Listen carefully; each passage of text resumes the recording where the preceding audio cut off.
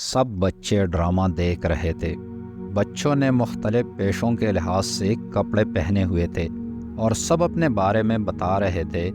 بہت مزہ آ رہا تھا۔ جب دوبی کا روپ دارے نثار نے اپنا مسئلہ بتایا تو سب ہنس پڑے۔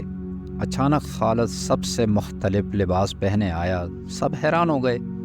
اس نے اپنے بارے میں تفصیل سے بتانا شروع کیا اور اسٹیج پر چند بڑی تصاویر دکھا کر بہت سی معلومات دی۔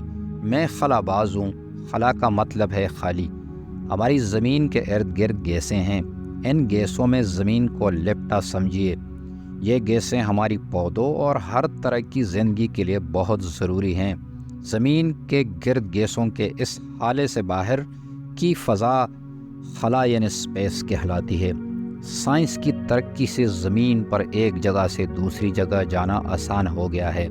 ہم مہینوں کا سفر گھنٹوں میں طے کرنے لگے ہیں۔ اس طرح اب زمین اور اس کی فضا سے باہر خلا میں جانا بھی ممکن ہو گیا ہے۔ خلا میں جانے کے لیے خلائی جہاز، خلائی شٹل، راکٹ اور اس طرح کی دوسری سواریاں استعمال کی جا رہی ہیں۔ ان خلائی جہازوں کو تجربات کے لیے کبھی خالی بھیجا جاتا ہے اور کبھی اس میں خلاباز بھی جاتے ہیں۔ ان کی مدد سے اب چاند پر جانا ممکن ہوا۔ اب سائنسدانوں کی اگلی منزل سیارہ مریخ ہے اور اس سے آگے کے سیارے ہیں۔ اس کے علاوہ خلا میں مصنوعی سیارے بھی جوڑے جا رہے ہیں۔